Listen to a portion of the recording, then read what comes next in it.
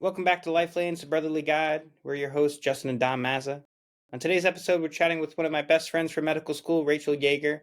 She's also a former roommate of mine and travel companion, having gone to Thailand together. Rachel's a kind and caring naturopathic doctor practicing in her home state of Arkansas. She previously worked for clinics in Portland, Oregon, where she focused on chronic illness such as Lyme disease, mold toxicity, autoimmune diseases, and more. Now she's providing virtual consults and classes to clients all over the United States. If you want to work with her, she can be found at drrachelyeager.com. Rachel, how are you? I'm great. Thanks for having me. Oh, we're really excited to have you on. You're my first Portland friend that I'm going to be having on. Yay. Um, and you're one of my first Portland friends that I actually made. I remember that time at I remember Sizzle too. We talked about Yeah, The Office with Shub. Yeah. yep. And Yeah. Cindy. That was like the meeting spot for a while, even though it was Yeah. like not like a good spot. Justin's been there too. I feel like it was an okay spot. They had a lot of seating. It's good. Yeah, Good in yeah, that it was regard. it was good enough. It was Yeah. what we Yeah. needed at that time. Yeah. But we can go on and on about that stuff. But we should probably address the elephant in the room. That is the Kansas City Chiefs winning the Super Bowl yesterday. You being from that part of the country, how does it feel? Super good. I would just like to say that I credit Taylor Swift with their win. So pretty I excited for mean, her. she had something to do with it. The I didn't Yeah. know she was script. such good friends with Blake Lively. That's something that I learned yesterday. Oh, I didn't know that either. I also learned that Ice Spice is not a Spice Girl. Okay. Yeah. She is not. Yeah. I I was like didn't find hearing out Ice too. Spice. I don't know. My head went, and yeah, I was wrong. I thought the Wait, same thing at first too. That's so funny. you guys don't know who Ice Spice is? I didn't know till last night. No. Justin, you didn't know who she was? Oh, she has a bunch of like big songs. You guys have probably heard of it, but she has this video where she's like at a skate park and she's on rollerblades, and this dude like made like a video like making fun of her. So he like dressed up as her. So he has like that wig and like these like really tight clothes, but he's like singing the song in his deep voice. It's like, you thought I was feeling you? I'll send you guys the video. It's Oh my gosh. hilarious. That's We funny. had during the Usher performance, we had a real moment when her came out and never like no one besides one person knew it was her. So everyone just kept going, "Who is that? That's her." No, who is it? It was literally out of a Happened in commercial. our place. Yeah, The yeah, classic, what is that? Alvin and Costello. yeah. Who's on first? What's on second? Yeah, I didn't know who she was either. No pun Yeah. intended. yeah. But she was pretty good. Yeah, Yeah, she it was rocked a out. good show. I thought Usher was pretty good. I thought it was good too. I was That's pretty what impressed. everyone's talking about. Like, what'd you think of the halftime show? I'm like, I fucking loved it. I don't know, Yeah. because maybe I'm just a huge Usher Well, fan. Luda came out. I mean, Yeah, that. Come on, Luda, yeah. all that kind of Lil stuff. Jon in the crowd was awesome. That Yeah, was sick. yeah. Yeah. Luda had a hella fro going. It was pretty Yeah. awesome. Yeah. Dude, he had these shoes on too. Did you see his shoes? Were they platforms? I don't know if you call them platforms. They were just so bulky, like ridiculously bulky. Just Dean, when you get a chance, just pull up Ludacris's shoes from the Super Bowl, and we'll come back to that. It had a very Power Ranger-esque vibe about all the costume designs. Yeah. I was saw thinking more Thanos with his gloves. Yeah. It was Michael Jackson initially. I know. I heard it was a Michael Jackson. I saw something. tribute. It's like the real winner of the Super Bowl, Usher's arms, and it just like cuts to his arms. I'm like, all right. He was schwitzing a lot out there. Yeah. But there's so many lights. Dad told me that they don't get paid for the Super Bowl. They bid on it now. That changed years ago. They have to pay? They pay for it. So like Usher pays for it. Artists bid for the show. Okay, they pay for the entire production, but he's dropping a new album, I think today, which is why they do it. So it started he was with saying that the NFL pays for the production. It started with Wow. The Weeknd years ago, because I remember he was complaining about his mirror performance, where he was like going through the labyrinth of mirrors. He was complaining about it, and people were like, it's your money, just don't pay for it then. So yeah, they bid on it now, which is change, which I think is why you don't get like the Rolling Stones or anyone who doesn't need it anymore. Well, I'm just thinking about when 50 Cent and everyone was out there, and I'm like, That's Oh, yeah. surprising to me then. That's When he interesting. came upside down, right, and his stomach was hanging down. I Yeah, remember that from the yeah. Monkey Bars. Hey man, he's old. I That was liked it. awesome. So, That was great. Yeah. He's put in his dues. Yeah. What'd you guys think of the game? It was great. It was super close the whole time, which I thought was awesome. Yeah, Yeah. boring first half. Obviously, spiced up second. Yeah, Um, a lot of turnovers. I thought Brock looked nervous out there, or Yeah. what was it, Lee Harvey Oswald? Is that who the Brock Purdy lookalike is? My friends were very impressed by my referee skills. I think I called penalties left to right. I'm like, that's a hold, 65. Like you can kind of see it. Dad tells me all the time. Who was the you should have been a audience? ref. I'm like, you're right. That's the one thing I needed, a bird's eye view, and I would have been a great ref. Who was the audience? Who was impressed? Izzy? No, Andre, John, Rich. We had a crew. We had a dozen people over. What was the spread like? The food or the game? Yeah, the Uh-huh. food. I made wings from scratch. We had spinach artichoke dip, buffalo chicken dip, Dom's chicken fingers. Also, John figured out that Dom's chicken fingers aren't from you, Dom. He was totally under the impression that you make chicken fingers. So, Rachel, there's this like popular deli, Italian deli by us. Popular is an understatement. It's known. It's known. Yeah, it's Okay, famous. okay. And they're known for their chicken fingers is like their big thing. And it's Okay. called Dom's Deli. And my friend literally thought all this time, he's had Dom's Deli multiple times in our friend group. He thought Dom was somewhere making chicken fingers and No then didn't way. come to these parties. I'm like, why wouldn't he come then? So, yeah, Maybe in another life. That's Tom's alternate career. Italian deli. Yeah. Well, our friend used to work there, and I mean, it was just like a factory with those chicken fingers. They just have like these 5 Latina ladies just like in the back. Just that's their job. They just fry up chicken fingers all day. Yeah. And apparently, their secret is they use honey mustard in the batter. And now it's and not then a they fry secret it. anymore because you just shared it, but sounds Well, good. It's I'm Dom, not gonna though. make it. It's Dom. They have a whole Yeah. chicken finger line. They're like chicken fingers over here. Wow. Dom's, I miss them. But yeah, I thought it was a good game. I won some money on some of my bets. Justin and I were chatting before how we both, and you're not a big sports bettor, are you, Rachel? No, last night was the first time, and I didn't even write my name down. My Squares. dad wrote it for me. Yeah, she referred to boxes as squares. That Yeah. was the first clue. But you can bet on all sorts of things, but really common ones are like, will this player get over under 50 yards? Okay. So that's something to think about. And then there's also this thing called parlays, which is like you need multiple bets to hit, right? And you need them all to hit, so you need 3 different legs of the parlay, but then your payout's much bigger, right? And then Okay. Justin and I both had a nice parlay. We missed it by 1 yard from the running back, but that's how gambling goes. Yeah. Fair. Well, I might be getting better at my sports luck because last night went well, and then I won my fantasy football league this year. So I need You to won keep. fantasy football? Let me in Yeah, that. I What's the won. Yeah, buy-in? right? Yeah. We each bought in $25, but it was Okay. great. It was good first prize. Yeah. What about you do March Madness? Fill out a bracket? Maybe So sometimes. what's the Arkansas the call? What? Oh, What are the- Woo Pig Suey. That's Woo hilarious. Pig Yeah. Woo Pig! You guys know that video of like all the girls from Southern schools like, "Hi, my name is Amber, and I go to University of Arkansas." No, I've never seen Oh, that. it's like a recruiting Oh. video, like for high school girls, and you can't. They're all SEC. Are and they you all just like can't, SEC like, sorority girls? Yeah, you Yeah, can't yeah, understand them. Yeah. Yeah. Hey, my name's And Rachel. I'm going to Auburn. Like, Yeah, huh? but they say it so fast. Like, how many Ray I'm going to get very Auburn? And then they Rose say Tide. like, I need to look that up. like You have Woo to send me Pig. that. Okay, yeah. It was one of my favorite videos for a while. I've never seen that. Woo Pig. That's so funny. Did you guys watch the SpongeBob commentary at all? I didn't even know how you would watch it. You It's had on- to have cable, right? It's on ESPN.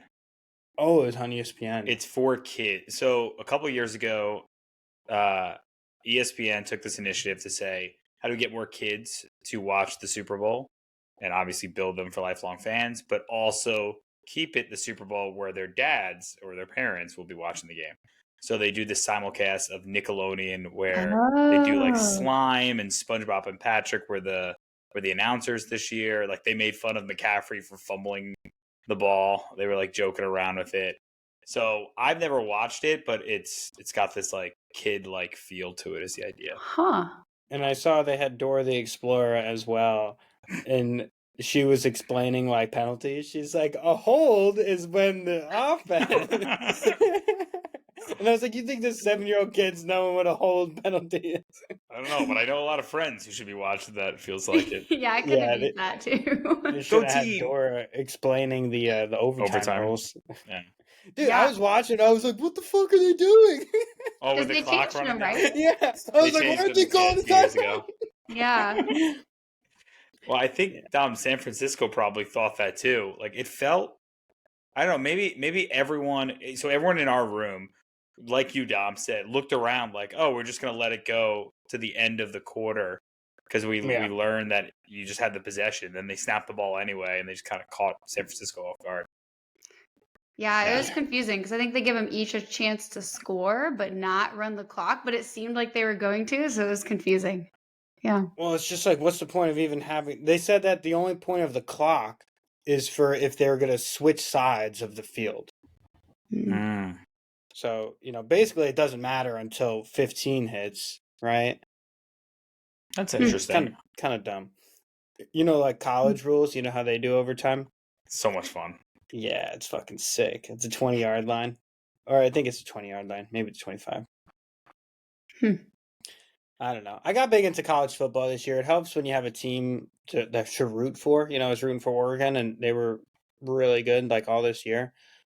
Haven't found a good college basketball team to root for, but maybe next year. Go Tar You can Heels. always check out the Razorbacks. Do a Woo Pig Just City become call. a Woo Pig fan.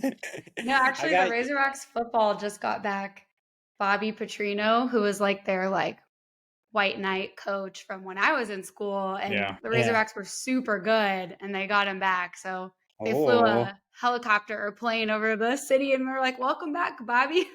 In Bobby, we trust. Yeah, that's pretty cool to go to a school with like what comes to be a legendary coach. Yeah, right. Like you were there. That's pretty cool. Even though he made himself legendary for some of the wrong reasons too. Yeah, I thought he had some. Yeah, he did some shady shit. No. Yeah. What do you do? He was beat his wife had a mistress, and he had employed her, or maybe they started sleeping together after he employed her. I don't know, but either way, it was not good. Oh. Yeah. What do you think's worse, him sleeping with her and then giving her a job, or him sleeping with her after she already had a job? Probably, I think the former, because then that's just pure I would nepotism. I would agree. Would that be nepotism? I thought nepotism has to be like a sibling. Just maybe it's whatever like the friend sleeping version is. Yeah. Well, I don't know. Once we get our producer back and he can start looking this up for us, that'd be the great. practice among those with power influence of favoring relatives, friends, or associates, especially by giving them jobs. There you go. I'd say she was an associate. So everyone or associates. Yeah. They're like covering their bases. All right. Well, let's just jump into this episode. So, Rachel, what I am most interested in hearing your story about is a couple different things. One of them is living with chronic illness, right? And how to go about that. I'm curious to hear your perspective because you've been both the patient and the doctor on that side, right? And I'm just curious to see, if your chronic illness kind of led to the type of patients that you wind up treating now, and how that whole situation really came about. So why don't you just start from the top if you're comfortable. Take it away. Okay, you can stop me and interrupt me whenever. Okay. So when I was like 12, 13, 14, started getting a ton of stomach issues, and eventually got diagnosed with Crohn's. And I had really severe fistulizing Crohn's, where like your intestines tunnel into each other. And I had like one of the worst cases that I think my doctor had ever seen. And it was weird because at the time there weren't any kids that had Crohn's. So they were all like, you're such an, abnormal case. And now we know it's really common among a lot of people. And how old were you at this time? When I finally got diagnosed, I was 14. Okay. Yeah. And so I was seeing the only few gastroenterologists that Arkansas had at the time. And like, I just was not getting good care. And even for conventional standards, I would say I was not getting good care.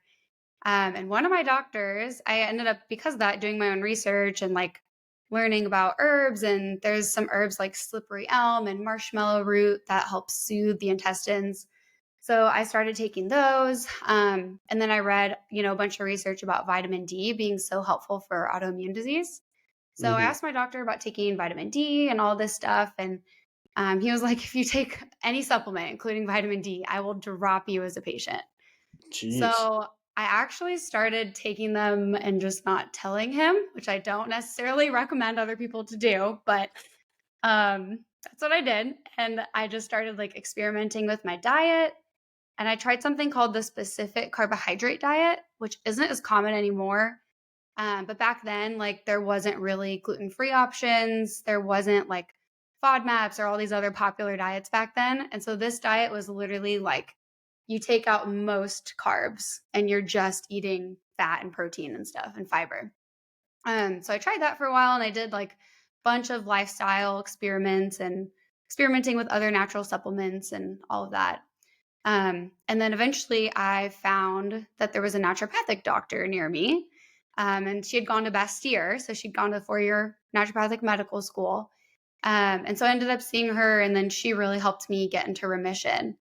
So it was the combination of that, and I finally got on the right biologic. Because with Crohn's and a lot of autoimmune disease, it's better now. It's still not great, but there's insurance tiers and a hierarchy. So they'll make you start on 6 months of high-dose prednisone, methotrexate, which is a chemo drug, and like all these other super harmful meds before you can get on a biologic. So I went through all those, all their cousins, like all the cousins of those meds, and then like 6 biologics before I got on one that worked. I feel like most of our Crohn's patients are on Remicade infusions. And that seems to be the most helpful. Which is an insurance thing. That's not a great one to be on, honestly. Yeah. Yeah. As far as like it costs a lot, or? In terms of risk and efficacy, because it's made with mouse protein. You're saying it's like a lower tier. Yeah. It's an older generation of biologic. There's so many newer generations of biologics that Remicade takes like 3 hours to administer. And I actually ended up having a allergic reaction to Remicade because your body builds antibodies to it. But the new biologics, that doesn't happen with them. And they target really specific parts of how your white blood cells dock. And so they're way more effective and way less immunosuppressive than the older ones like Remicade. Yeah, it's interesting to see the evolution of medicine. I mean, even just like over 10 years, right? Like the treatments that are available now compared to what they were 10 years ago, like completely different, side effect profiles completely different. And, you kind of dealt with that firsthand, right? Yeah. And I don't know if you've been tracking like the new JAK inhibitors that are coming out, but I have some people that are on them and they're amazing. Like they're putting eczema into remission and things that didn't have treatments before. Yeah. So there's a really new class of biologics out. And there's finally a topical JAK inhibitor called Opzelura, which works for like most skin stuff. It's amazing. Go back to that eczema comment. Yeah. There's a topical JAK inhibitor. So it has some systemic absorption. JAK is JAK. It's a protein that's associated with the autoimmune response. And if you block it, it doesn't have as many systemic effects as like other common things that are used to shut down the immune system. So it's like a more targeted approach, and people are having amazing results with it. Yeah. Is that different than a checkpoint inhibitor, or is it a type of checkpoint inhibitor? Do you know? I think it's a type of checkpoint inhibitor. I have to refresh. I think that's just like a basic one, but Rachel, not to go on a deep dive of JAK inhibitors, but you piqued my interest. This is something oral or topical? There's multiple oral JAK inhibitors. There's one topical that I know of. Is it OTC or no? It's prescription. No. Okay. I don't know. It's more widely available, right? It's starting to actually be covered by insurance, and they're doing a bunch of trials of Opzelura for like multiple skin conditions now because it's working so well for everything they've tried it for so far.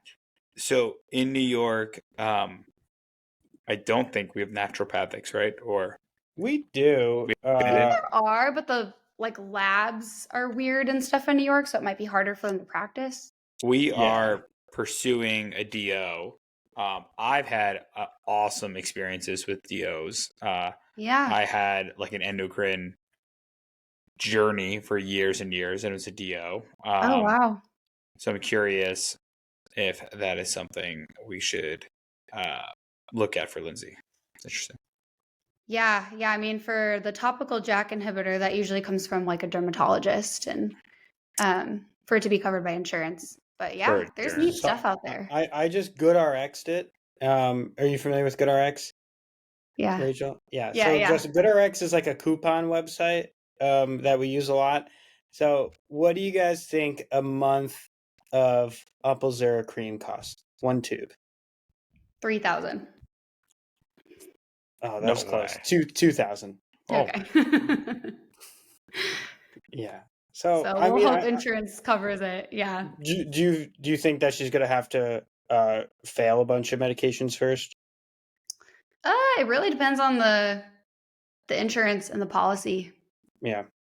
Yeah, and if the doctor is willing to do the prior auth for it, because if you step up the insurance's like ladder, you don't have to jump through as many hoops. But if you want to skip ahead, you can try, but the doctor has to put in more work, and that's unpaid work. So it's part of how the system's set up that doesn't benefit the patient.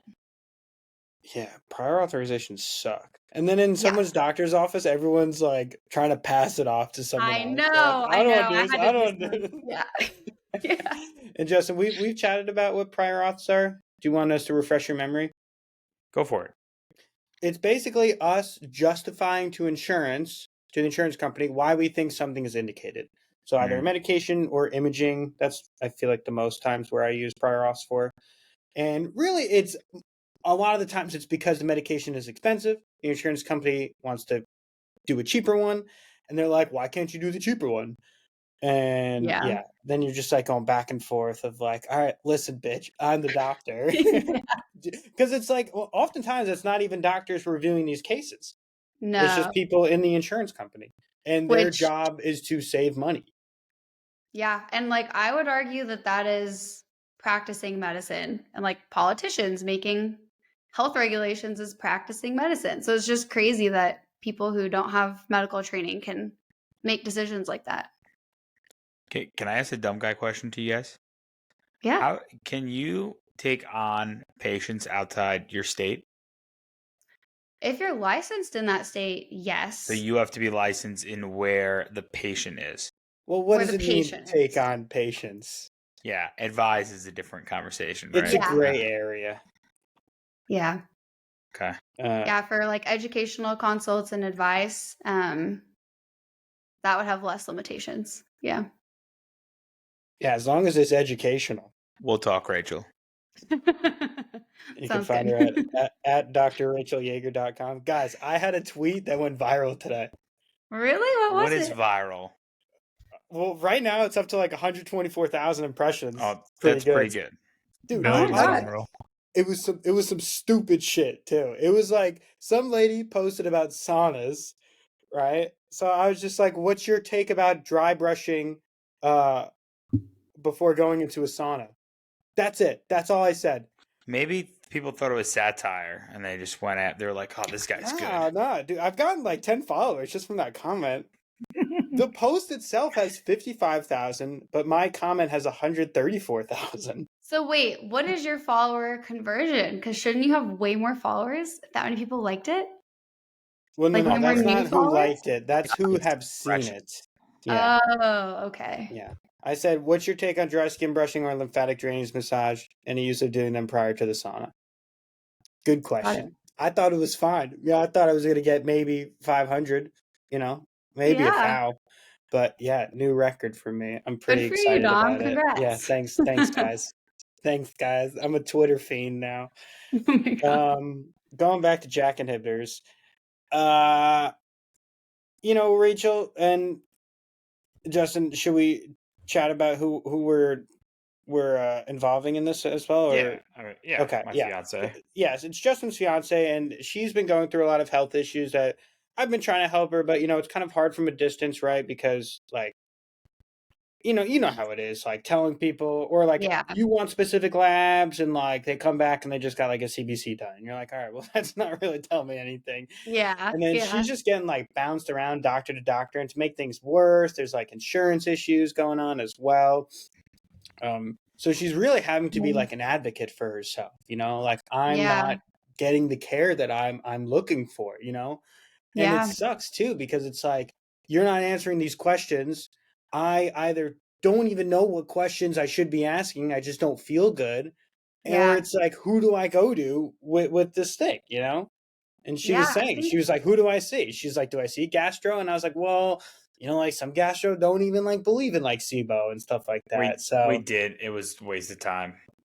Most of the time it is. I was in the room. Yeah. And like, I kind of gave the doctor credit where I get it. Like, as a patient, you're pretty fed up and you just want to throw all these different solutions at it and hopefully something works, right? So you probably stretch who you should be seeing.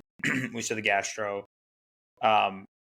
Great guy, whatever, yada. And then he's like, this is an allergist problem, right? It's like, that's kind of what we knew going into it.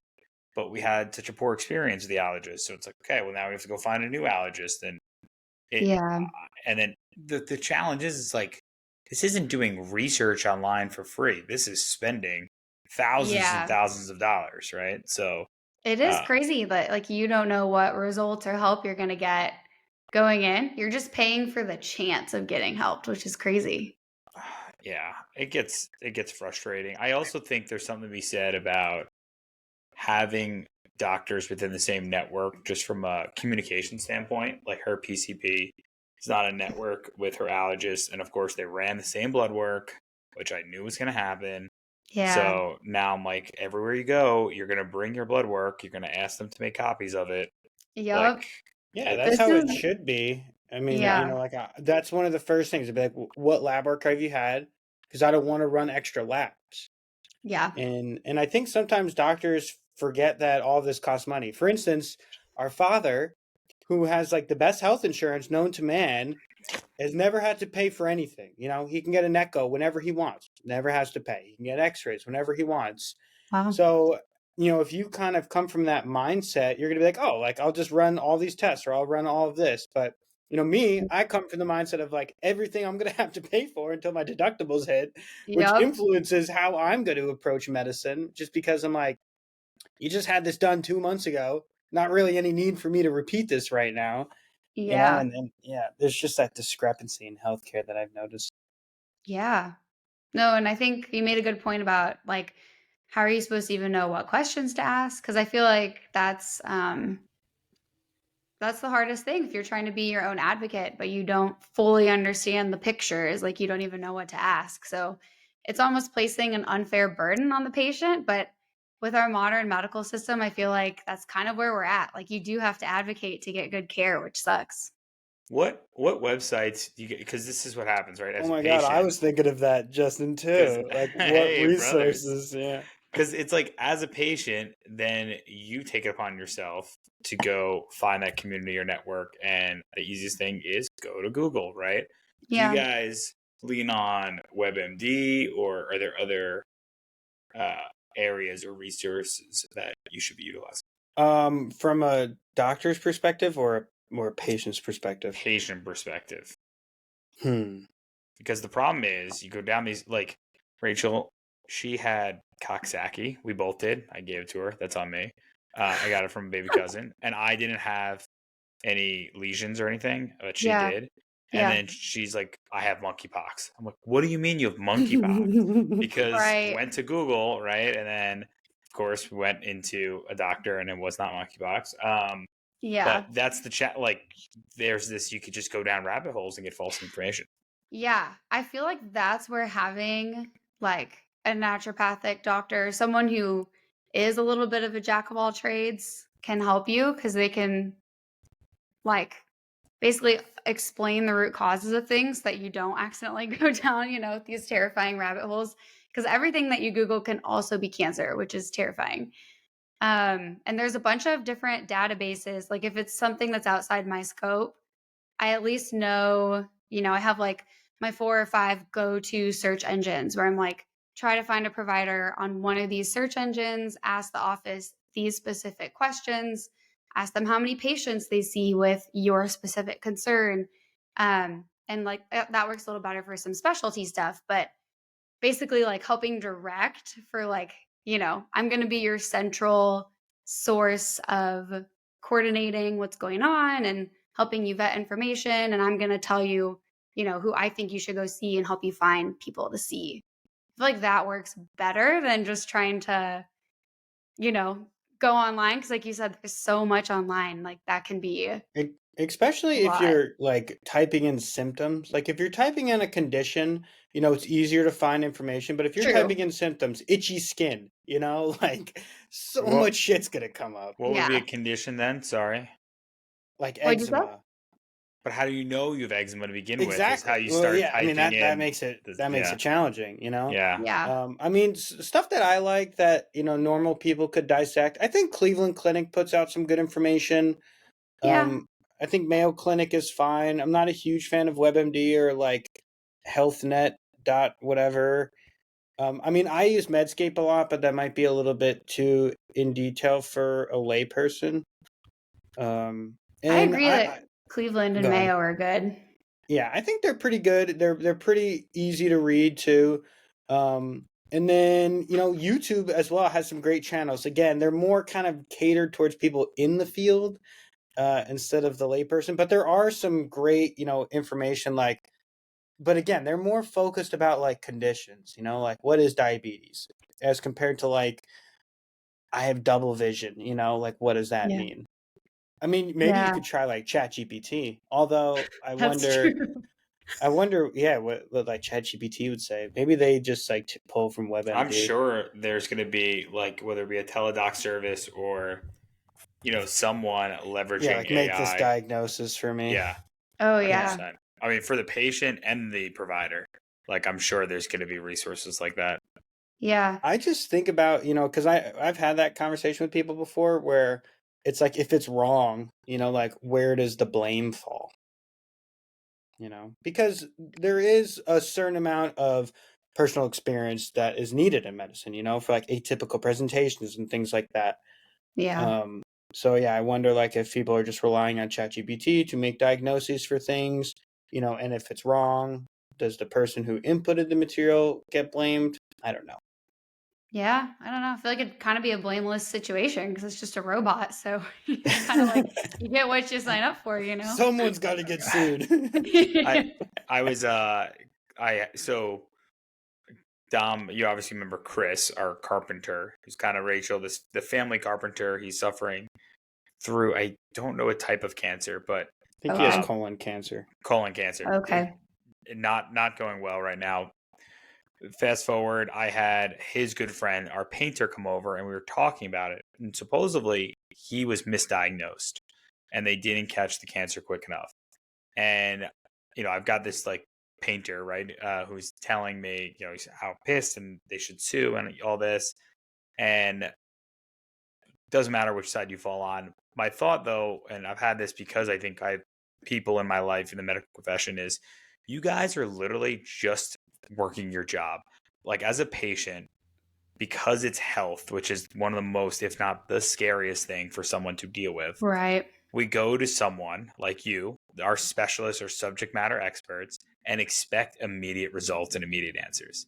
When I talk to Dom, like medicine is trial and error. We're going to try this. It's not going to work. We're moving on to the second and so on and so on. And as a patient, most frustrating thing, right? Like so frustrating. I mean, I tell people straight up, I'd be like, listen, this is what we know. This is what we don't know. Right now, we're just throwing darts, hoping something sticks. And the worst is when nothing sticks and people still feel like shit. Because then they think it's all in their head, right? Which maybe, mental health does play a role in it, but like there's only so many tests you can do. That's why it's kind of like bittersweet, like if someone tests positive for like Lyme disease or like something like that, it'd be like, oh, like, now we can point the finger at something. There's a target. This is why you feel bad. But yeah, medicine is just trial and error, really. It's true. And Justin, I think about that a lot because with things like ovarian cancer, the only sign could be bloating. And it's like if you worked up every person with bloating who came in with bloating for ovarian cancer, like that's just not feasible or helpful or, so it's tricky because there are some lose-lose situations, I think, where it's like, it's just really hard to catch some things. Although there are other times of clear negligence too, I think. But yeah. Well, I think with Chris, he was younger than 45. So, it's hard to get a colonoscopy unless you're like really shitting blood. And, I don't know his personal situation, but I think he was like downplaying it. But we have a patient at my clinic who's like 42 with stage 4 colon cancer. And she was going to her primary saying like, she's like, something's wrong, like there's blood in my stool. And they just kept working up for hemorrhoids. And when they finally, then she just like went to the emergency room. They did a CT, found out it was metastatic cancer. And shame. See, like that, I feel like she should have been referred to gastro and they would have done a colonoscopy. Yeah, or at least just do a colonoscopy. If someone's shitting blood, I asked, is it on the toilet paper or is it in the toilet bowl? Yeah. If it's on the toilet paper, all right, maybe just hemorrhoids. We'll try it out. If it's in the toilet bowl, I'd be like, all right, like, we're getting a colonoscopy. What's a hemorrhoid? A hemorrhoid is a dilation of the blood vessels in your anus. So, commonly they can lead to like anal itching, anal irritation, or blood on the toilet paper. It's a very like Hollywood term, as like in movies or TV shows, like I got a hemorrhoid today, and like no one knows what that means. And you don't have a hemorrhoid for a day. It could be like your hemorrhoids are flaring up, like they're kind of just there, unless I think you can get them like snipped. Yeah, well, there's that new Kesey technique that Dr. But I haven't heard of anyone besides Dr. Gardner doing that. But I think you can just tie a rubber band around them. Yeah. And it's like the old way of doing it. Yeah, strangulate the tissue. Something I'm becoming more aware in medicine, because a lot of my friends are having children, is like I never knew a C-section wasn't something like an elective. Just, hey, I just want a C-section. They'll just give it to you. And just all these complications around fertility and having a child, where they really just try to go natural. Like we know people who haven't been able to conceive for a good amount of time, and they're like, well, it hasn't been a year yet, so we can't really do anything. So, but I don't know, can you just lie? I don't know. It was just crazy just to hear all this. Well, one of my friends, she had 3 recurrent losses in a row in a span of like 5 months. Jeez. And they told her, they were like, we're not going to do anything until you had a 3rd one, because then that's when we call it official recurrent loss. And that's where I think algorithms are not treating people. They're just like random algorithms that have been set up. It's like, look at the person in front of you. Don't make her suffer another miscarriage. Run the tests now. Like, what's the point of waiting? So that drives me crazy. I've been experiencing that with a couple kids that I want to refer for tonsillectomies. So getting their tonsils out because they keep getting tonsil infections. But because when we were kids, they were just ripping out tonsils left and right. They put out these new guidelines. So an ENT, at least in the state of Vermont, but I think this is nationwide, an ENT will not remove tonsils unless you've had 7 documented tonsil infections in a calendar year. You need 7. You can either have 7 in a calendar year, 5 in a calendar year for 2 consecutive years, or 3 for 3 consecutive years. So like this kid is just suffering for 3 years. And I'm like, dude, they're practically touching each other. Just take them terrible. Out. Honestly, I got my tonsils out when I was 20. There was only one doctor who would do it that late, and it was the best thing that ever happened to me. Like, your tonsils are so annoying when they're swollen. Yeah, I mean, I think Justin and I got them taken out when we were super young. What are you pulling up there, Dean? Today, I'm pulling up what you're saying. but it's just not loading. Well, there's a great AAFP article, which you think AAFP is for the layperson, Rachel? No. That's so good, though. I love AAFP. Yeah. Tough. I really feel like you're degrading me when you said the lay people. I know you don't mean it, but what about the common folk? The common folk, yeah, that does hurt a little bit. I feel like my explanation of medicine has like really dumbed down over the last few years. Like at first, I was really explaining what lipoproteins are and how insulin works, and now I'm just like, insulin is used for blood sugar, and then I'll just leave it there. We say, Dom, instead of dumbing it down, you either summarized it or you communicated it at an executive level. Like, because we need to dumb down things all the time at work, and we get called out for saying the words dumb down because people don't like hearing that. I like that. Well, it's true. I mean, if you truly know something, you can explain it at a 6th grade level. That's the measure. But then they might say, you're calling me a 6th grader. So we say executive level. True. and it's like, people can always ask for more details if they want, right? Sure. And then you can bring in more details. But that's great. Going back to being an advocate for yourself, Rachel, what is some advice that you would give people? Like, you were saying to call the office and see how many people they've treated with this condition, but take Lindsay's case, for example. She doesn't even know what she has, right? So I feel like that's where having a holistic person to be your like jumping off point of everything is super helpful. Because like I have one person I'm working with right now who has a bunch of really strange symptoms, and they've been going on for him for like 20 years. And we came up with like, okay, here are the 10 most likely diagnoses. And like, even if I can't order some of these tests, like I'm going to educate you about here's the tests that would rule out or rule in these conditions. And like, here's how to go about ruling these in or out.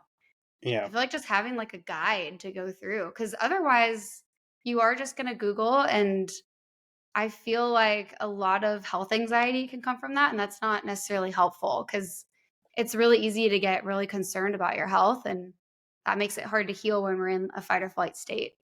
So it's kind of a tricky balance. Well said. Justin, you think Lindsay's going to listen to this? And Lindsay's really going to enjoy talking to Rachel. She's very, I don't know, like, you've got like this philosopher mindset, which I appreciate. Like even just noting getting stressed over your own health isn't going to help your health in any way. Like thinking through that, right? Like, people just want to get fixed. I think I've like lived so many of these things, and I naturally love philosophy that's like my whole thing now is like, okay, what's the mindset experience that would benefit someone the most from, point A to point B? What's the mental emotional experience? What's the physical experience? What's the doctor support team that would be the most helpful? Like there's just so many aspects. And that's what I love about naturopathic medicine. And, what Dom and I learned is like getting to look at every part of a person, which is so important. Right. It's just nice to have like an advocate on your team who knows like what they're doing, knows kind of like where to look at the research. Yeah. And is like that middleman, between like the medical world and you. Right. Yeah. Because if you don't have that middleman, you can't just go to a specialist and, you don't have a relationship with them. You don't know like what to ask. You might be like kind of emotional in that visit, right? Because you've been bounced around and you're getting frustrated, and then they're getting frustrated because you're frustrated. It's like we were talking about, with Shub, the type of patients we want to see, like no meanies. But so sometimes people are in pain and they're mean. So true. Yeah. And like it takes a lot of patience on the provider. You're like, okay, I understand. You're in pain and you're frustrated right now. So I want you to let you know I'm on your team. Okay, so let's figure this out together. Yeah. How is that, Justin? Would you trust me? I've been told people trust me just because I'm Italian. Sometimes it's mistrust. I think you're making really good deli sandwiches. No, it's other paisans, This guy makes also, chicken fingers. My name is kind of famous here, so that's also why they trust me. Yeah. Well, first name's famous too. It is. I mean, trust is hard, man. As a patient, the way you build trust with the doctor is they solve for something, right? Like they give you one good answer out of the 10 questions you may have. You're like, oh, this guy knows what he's talking about, right? Yeah.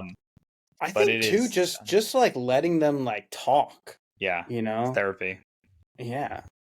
And I'm realizing that in my young career where it's like I don't need to fix all your problems, as long as you come to my office, you feel heard and you feel that I'm working to help get you better, you're probably pretty satisfied. Yeah. Because the bar is set low for these chronic illness patients because they've been to so many doctors who are like, wow, that person is a fucking piece of shit, or like that person didn't help me at all. Yeah. Yeah. No, I think with chronic illness stuff, it's super tricky. And like what you were saying earlier about Lyme, and if there's not a test that finds something, I Yeah. feel like conventional medicine relies purely on tests and like, what are the facts in front of my face? And like, I need to see it on a piece of paper to treat it. And I feel like Yeah. that's another reason holistic has so many advantages, because it's like, I don't need to test someone and happen to catch their tryptase to know they have high histamine. Like, you just know it from their symptoms, Right. So, Yeah. And then a lot yeah. of the times too, like you kind of use the treatment as your testing. Yeah, Where it's like exactly. you treat, they get better. All right. Maybe Yeah. you had that illness or whatever, that deficiency, and we just fixed that. So Yeah. 100%. Yeah. I think there's value in that too. Yeah. Justin, anything else you want to bring up as far as chronic illness and your history of being bounced around by doctors? No, I mean, it took time to find the right one. I think I really, again, like had a great experience with the DO. I think it also helps that so Rachel, the Mazza PCP is one of my best friend's moms. Oh, that's great. Yeah. So Do they she's care? yeah, well, like it's also helpful to just shoot her a text, be like, "Can you just call me?" And we have a good relationship where I see her obviously outside the office, so that Yeah. also helps build that. But You ask her questions outside of the office? I don't ask her medical questions. I ask Boundaries, Justin. I ask her, "Can you fit me in next Tuesday?" And she's There always we says go. yes. Aw. Yeah. So, but that also that's also another frustration as a patient is scheduling. Oh my god. And we're looking at like 5 months out, some of these doctors, which are you really that busy or are you just like restricting your schedule? Well, it depends on what insurance someone has, because sometimes instead of outright That's a good point. dropping a low-paying insurance, they'll just say, "Okay, we're only going to see like 3 per week." But if it's a Damn. good-paying insurance, then they're just that booked out. That'd be nice. I've been telling Lindsay, who takes insurance as a mental health counselor, I'm like, you could really gotta focus on the this insurance company or these out of pocket clients, because like I think like that, which I know you should never be putting your care or treatment around how much you're getting reimbursed, but 100% like Right. it's a part of the discussion. No. You Right. have to think about that. Yeah. If one company is reimbursing you $50 while one is reimbursing you $150, obviously you want to see more of the $150 one. Right. And again, that kind of, I think it belittles the $150 one. It's like, oh, their problems aren't as serious just because that's what, when people tell me like they work with cash pay patients, and I feel like, going to naturopathic school, everyone's like, oh, I want to work with like the impoverished, and the people who don't have access to resources and stuff like that, which is great, right? But I think that kind of like belittles people who have money and still have problems, because it's like they need to be True. treated too. And I So, realized, like, I think the best way to serve everyone is like see everyone, and then you can have pro bono spots. Because if you have wealthy people paying in also, then yeah. you can have some scholarship or pro bono spots. Yeah. Somebody told me to do that instead of trying to do like a sliding scale. Because Yeah. what happens with a sliding scale is everyone just pays the cheapest amount. Right. Which is what I would do. I forgot who was I talking about this, but the idea of like investing in your health, where it's like you get people, say you get like a Medicaid patient, right? They're not paying anything for copays, for imaging. They're really just going, right? So there's kind of like no incentive unless they really want to get better. As compared to if you're doing a cash pay practice, where you're charging $300 an hour to work with you, people are going to be taking your advice much more seriously, and you'll probably get much better results too. Yeah. And yeah, that's kind of what I've seen in that trend.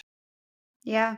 No, I mean, I think it's I think payment does affect the medical sphere a lot, which is unfortunate because personally, I view health as like a basic human right, but that's not how it's set up in this country. So, yeah. Yeah. Well, that's a depressing note on that one. We're Tyler. What's our time at now? Probably at like 45-ish. 50 minutes. 50. So we probably don't even need to get into the roommate stuff. Should we have like a little like quiz or a little trivia? Tyler, you have any like fun trivia you could bring up? I have a discussion topic that I thought about today. Ooh. It's so Seinfeldy. It's like means nothing. Let's throw it out, baby. How do you guys do your laundry? Like, is there a certain day of the week? Do you just do it when you have time? And if so, what does that look like? Do you fold your clothes immediately? Like, tell me your laundry plans. All right, I'll go first.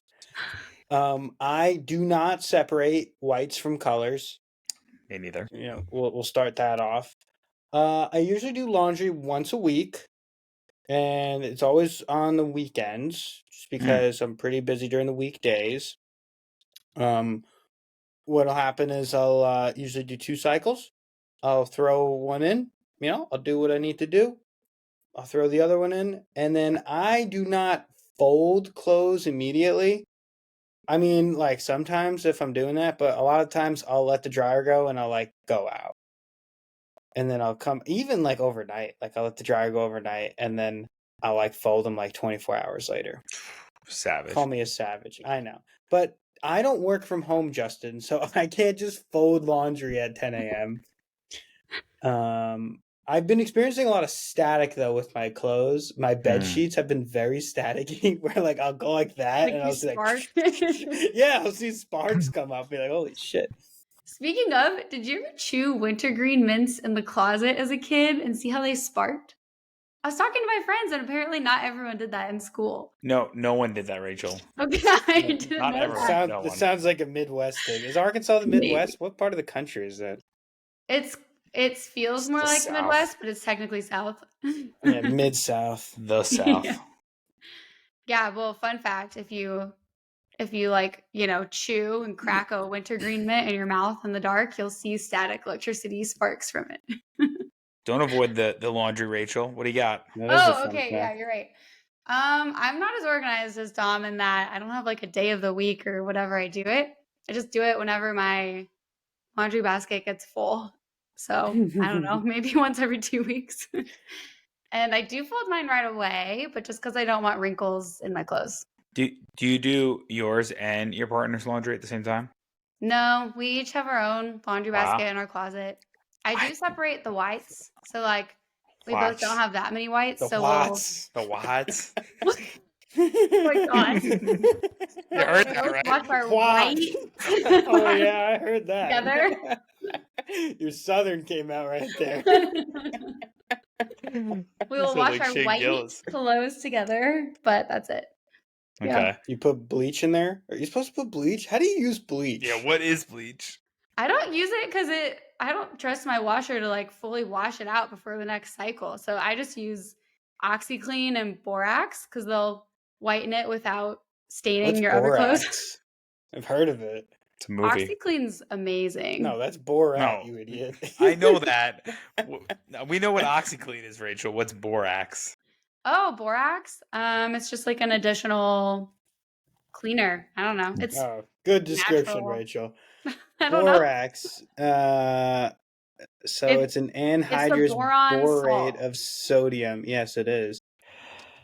All right, Rachel, for $50, can you name the chemical formula of borax? Tetrasodium borate? No. I'm talking about like Na2. Oh, shoot. BO3 minus, maybe? I don't know. No. No way. I don't know. Yeah, that's right. I've used bleach to try to clean my bathtub. That's another thing too. How do you guys clean your bathtub? How do you do that?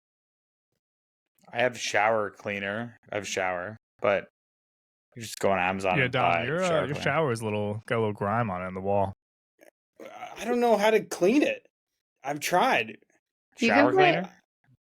Is it like mold, like mildewy kind of? No, what happened was like soap was there and it just kind of like dripped down. Oh. And it's like on the wall. But the wall's like plastic too. Huh. I don't know. I was in talk with like hiring these like young college girls to just clean my apartment. Whoa. I would pay them like $100. Be like, bitches, come clean the apartment. Why don't you just ask your neighbor? How do you clean your shower? Dom, I just want to figure out how you found the young college girls. Yeah, he's just going around UVM. Anyone want to clean my shower? On Facebook, people advertise all the time. These random things. How far did you get with like communicating with them? I emailed them. They took me a while to get back just because I wanted a quote. I didn't know how much it was going to cost. I'm really glad you didn't message them on Instagram, Dom. Yeah. It was an email. No, I emailed them.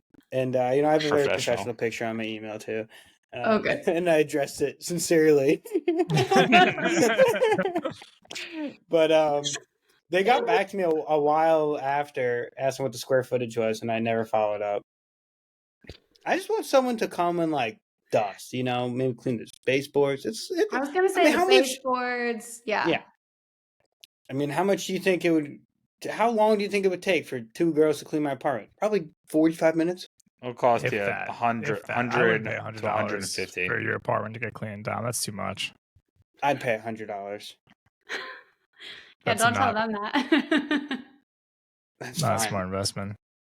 Yes, it is. I mean, I'm not doing it, so they should have to do your laundry too. That's my goal. That's my aspiration, is to get to the point where, because we have a mortgage, so I got to get to the point where we can afford to have someone come deep clean our our house like once a month. That'd be awesome. That's what Lindsay says. You could do that, like $200 can get that. I do that. Yeah. It's worth it, I think. I think it's awesome. I totally think it's worth it. Yeah. It's worth it whatever you don't want to do, right? Nobody what's can your tell time you if it's worth worth? It or not. That's it. That's true. Well, time and effort, and it's also like I'm not a great cleaner compared to people who do this for a living. I also want to get my car detailed. Cleaning. No, it is a skill, Rachel. It is. It is. It's just, I feel like that's a cop out on your part. I just don't have the skills to clean. Spoken like a good future husband, right? It's not good at it. I'm a very superficial cleaner. I can clean the kitchen really well, but the bathroom, and I guess it's because we never really cleaned our bathrooms growing up, because we always had like a maid that would come like once a month. Or I don't even know, maybe once every 2 weeks, and then they would clean it. And then in college, I lived with like 6 dudes, so obviously that bathroom was not clean. That sounds like a nightmare. Yeah, we had 2 bathrooms, but one was just for one guy, so there's 5 dudes to one bathroom. Oh my god, that would not work for girls. I would just like to say. No, I remember me and Cindy shared a bathroom for a year. Yeah, you did. Yeah. Yeah, Tyler, did you know that I lived with 2 girls? Did we talk about that? I did, yeah. I knew that growing up. Yeah. We questioned a lot. That was interesting. All right. Anything else before we wrap things up? I'm not thinking so. Anybody have funny jokes? Me and Rachel used to come up with jokes on the spot. Yeah. Go ahead. It's one of my favorite things to do. I did not come up with this one, and I'm sure you guys know it, but it's still my favorite joke. What did the fish say when it swam into a concrete wall? Is this damn? Damn, yeah. Oh, we've heard that one. Wait, what about why did the chicken cross the road? No. Because. Yeah, I saw like a 5-year-old tell that, and it was great. Oh my gosh. I remember, not bad. Dom, when we were, actually, you might remember, do you remember how to count to 10 in Thai? Do you remember when we were sitting in the back of that tuk-tuk and we were like, yeah. I can't remember the song, but we came up with a song for the alphabet. I think I could. I think it's like Yi Sip San. Yes! Yi Sip San. Something. Sa. Oh. Pa. Something like that. Yeah. Definitely Yi Sip Sa. Yeah, no, because you had it down, and then the whole rest of the trip, you would just say it randomly. Just do it like bounce like this. Yeah. Wait, do you have it, Tyler? Sam Si Ha Hok Che Pe Ka Sip. Wow. Obviously. It's not Yi? Not according to this, but I've got one more topic. It's an answer. It's not a discussion. What's just an underrated TV show that comes to mind? Go around the horn. Ooh. Okay, I have one. Better Off Ted. Have you guys seen that? No. No? Sounds underrated.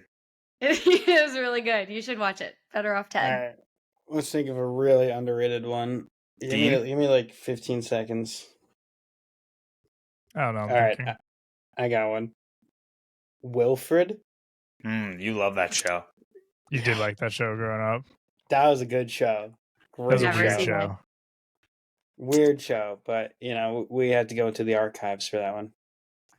I saw highlights of the show and it made me think of this question. King of Queens doesn't get enough love. That's not underrated. I feel like people talk about that a lot. Underrated. There was a meme from that show that went ultra viral. Like there was like 10 seasons of that show. Yeah, you can't have an underrated show. Right. It should be talked about more. All right, just end the episode. Yeah. Well, Rachel, thank you for coming on. I'm glad we can make this work. Your story is inspiring, and I hope some people will take some valuable lessons to be an advocate for themselves. Aw, thanks for having me, guys. This was awesome. Rachel, where can people find you again?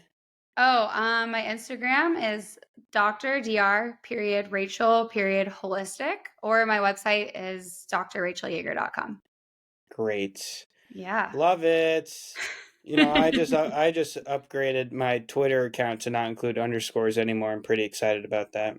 That's neat. That's pretty neat that the name wasn't already taken. So that's good. Well, it had to be. I wanted just Dr. Dom, but now it's Dr. Dom Mazza. But that's fine.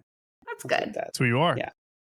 That's who I am. That's fucking who I am, baby. Wait, let's see what the Twitter count is. So it was 134 at the beginning of this episode. Now it is.